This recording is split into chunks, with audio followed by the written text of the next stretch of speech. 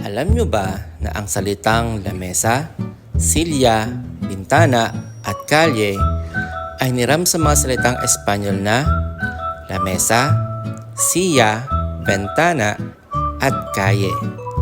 Ang bansang Pilipinas ay sinakop ng Espanya sa loob ng 333 taon.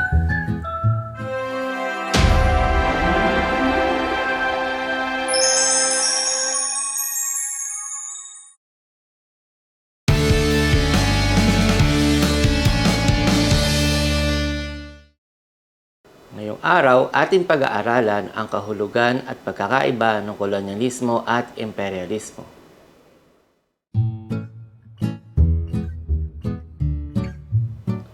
Ikadalawampu ng Setyembre, 1519, sinimula ni Ferdinand Magellan ang paglalakbay upang tuklasin ang isla ng Pampalasa, ang Molucco o Molucas, kasalukuyang bahagi ng Indonesia. Sa pangunguna ni Magellan, naglakbay sila gamit ang 5 barko. Ngunit sa kasawiang palad, 3 barko lamang nakarating sa Pilipinas.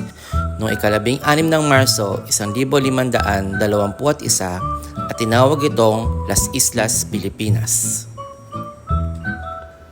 Ang ginawa sa atin ng mga Espanyol ay tinatawag na kolonyalismo. Ang kolonyalismo ay isang patakaran ng isang bansa na mamahalin ng mga sinakop upang makagamit ng likas na yaman mula dito para sa sariling interes. Ito ay nagmula sa salitang Latin na colonus na ang ibig sabihin ay magsasaka. Alam niyo ba kung paano nagsimula ang ugnayan ng mga dayuhan sa katutubo noon? Paano nga ba? Sa simula, parang kaibigan sila. Nakipagkalakalan, nagpapalitan ng produkto at nagpapakita ng magandang pakikitungo. Pero hindi doon nagtatapos ang kwento. Kapag nakuha na nila ang tiwala ng mga katutubo, unti-unti na nilang ipapatupad ang mga patakaran nila. Magtatayo sila ng pamahalaan, magpapataw ng buwis at gagawa ng mga batas. Pero pabor sa kanila at hindi sa mga katutubo. Sa madaling salita, ginagamit nila ang pakikipagkaibigan bilang paraan para makuha ang kontrol.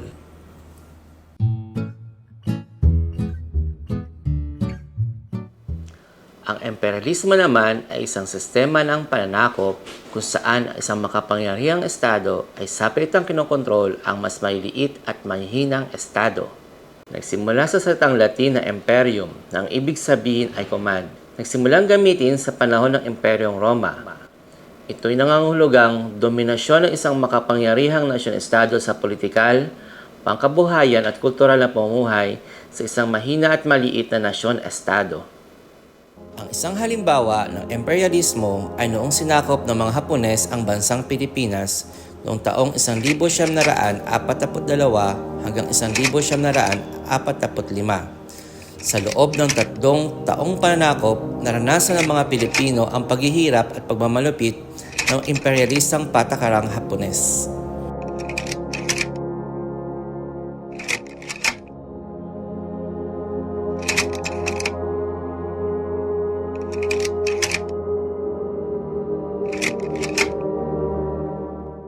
Sa pagbubuod ng ating aralin ngayon, magtunan natin ang pagkakaiba ng kolonyalismo at imperialismo.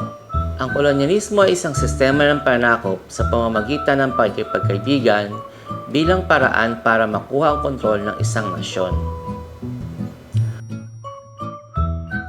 Ang imperialismo ay isang sistema ng pananakop kung saan ang isang makapangyarihang estado ay sapilitang kinokontrol ang mas maliit at mahinang estado.